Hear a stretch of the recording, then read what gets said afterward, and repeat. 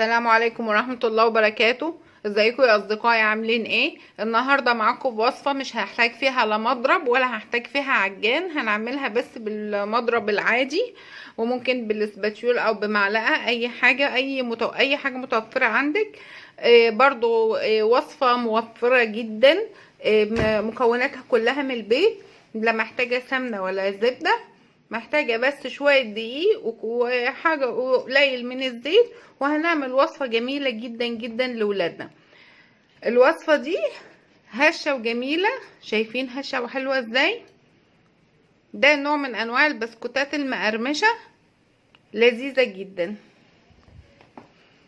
شايفين قرمشتها اهي، وهشة وجميلة جدا جدا. يلا بينا كده نعرف عملنا نوع البسكوت ده ازاي. ده البسكوت ده اسمه بسكوت ينسون. يلا بينا نعرف الطريقة والمقادير. يلا بينا نسمي الله ونبتدي مع بعض. نسمي الله ونقول مع بعض المقادير. المقادير عبارة عن 2 بيضة. 2 بيضة. بيض طبعا يبقى لازم معاه فانيليا. كوباية من السكر، 3/4 كوباية من الزيت، نص كوباية من الحليب، 2.5 كوباية من الدقيق، ومعلقة بيكنج باودر كبيرة، معلقتين من اليانسون الكبيرة. الطريقة دي مش محتاجة العجان ولا محتاجة مضرب كهربائي، مش محتاجة، سهلة وبسيطة ونعملها بايدينا. مش هنحتاج فيها اكتر من الويسك العادي ده. بنحط البيض والفانيليا والسكر ونخفقهم كده مع بعض، يختلطوا كده. بس انزل بالزيت كله كده، اضرب لغايه لما الخليط كده بيتقل كده معانا بسرعه اهو. شايفين تقل ازاي بسرعه؟ مش محتاجه خفق شديد ولا حاجه، هو كده بس. بستمر كده بالخفق وانزل بايه، بنص كوبايه الحليب كلها برضو دفعه واحده. سهله وبسيطه جدا وحلوه وما فيهاش اي صعوبه.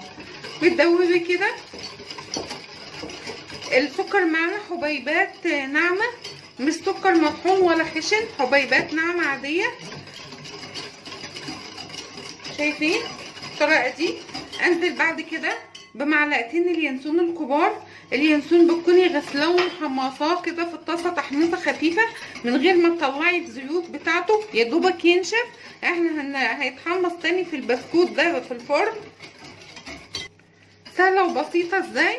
احط البودر على الدقيق كده واضيفهم على الخليط. هنا بقى خلاص الويسك خلاص مش محتاجينه، ممكن نضيف كده بس اول شويه نقلب بيه، وبعد كده نقلب بالاسباتيول، مفيهوش اي حاجه. شوفوا قد ايه سهله وبسيطه ازاي.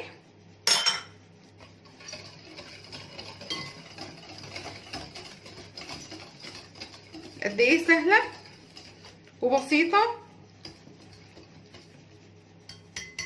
شيلوا كده اهو، نخلط كده خلط كده. شايفين سمكها تقيل شويه، ولكن برضو مش تقيل زي البسكويت، لا تقيل بس بسيط قوي. شايفين اهي. اخدها اصب المقدار دون في ايه، في صاج 30 في 40 او صينيتين حسب المتاح عندك اهو. شايفين تقلها اهو، زي خليط الكيك التقيل. اخدها بقى اصبها في الصاج.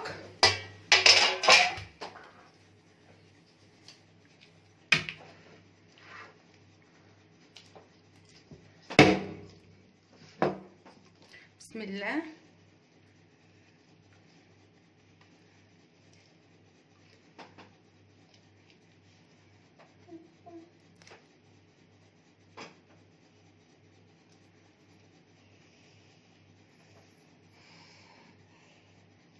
صبها كلها في الصاج كده.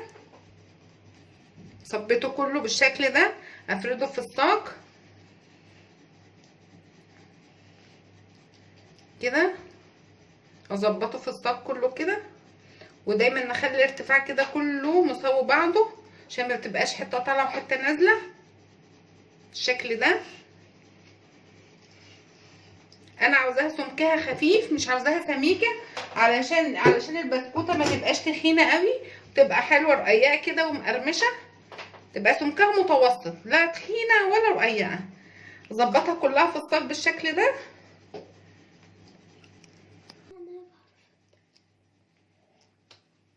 بعد ما ظبطنا بالشكل ده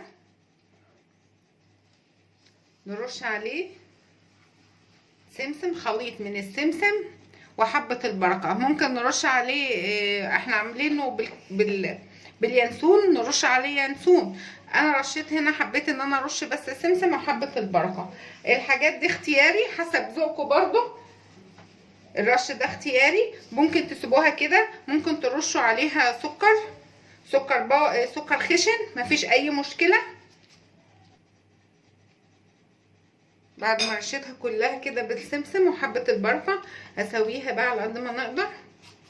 وده منه ان انا بسويها، ومنه ان انا السمسم ده بظبطه كده ان يبقى مغرز فيها عشان ما يطلعش. اسويها كده كلها كده.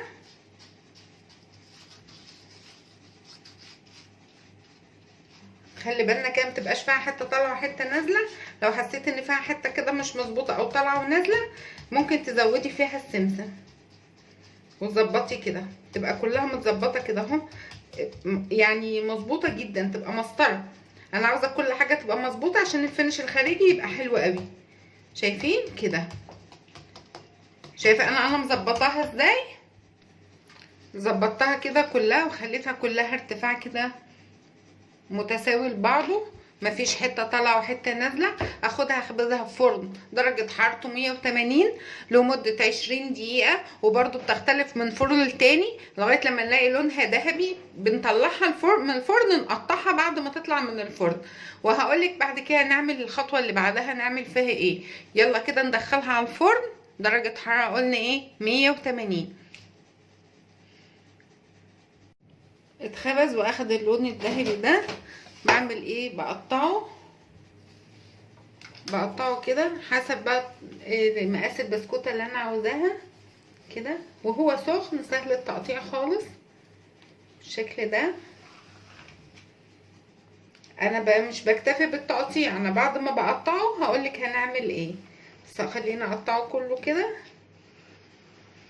شايفين سهل ازاي في التقطيع؟ لسه مش مقرمش عشان سخن، عشان لسه ما عملناش فيه كمان الخطوه الاخيره. قطعته بالطول وبالعرض كده كده. اجي بقى اعمل ايه في البسكوته؟ اشيلها كده بالراحه، بسم الله كده اهو. هنلاقيها لسه من جوه ما احمرتش، نوقفها كلها بالشكل ده في الصاج عشان تحمر، يعني اخلي الصاج كله واقف بالشكل ده كده. شايفين سمكها؟ شايفينها هشه ازاي وحلوه؟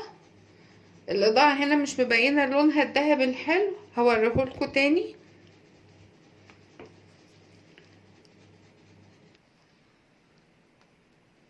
اهو لونها اهو ذهبي وحلو اهو ماشي. اخدها زي ما قلت نوقفها، نطلع كلها ونعملها بالشكل ده، وناخدها تاني اعيد تحميصها في الفرن. بس لازم كلها كده توقفيها في الوقت ده. لما تعيدي تحميصها في الفرن تعملي ايه؟ تنزلي درجة حرارة الفرن ل150 وتسيبيها بقى تتحمص براحتها. انا عاوزة كل الاجناب دي تبقى لونها ذهبي.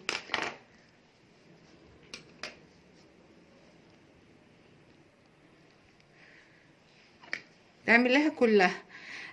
انا هوريكم لان كان الفيديو قطع واضطريت ان انا اسجله من تاني واعمل مقادير تانية، فكان حته من التصوير يعني قطعت، فهوريها لكم اهي جاهزه اهي.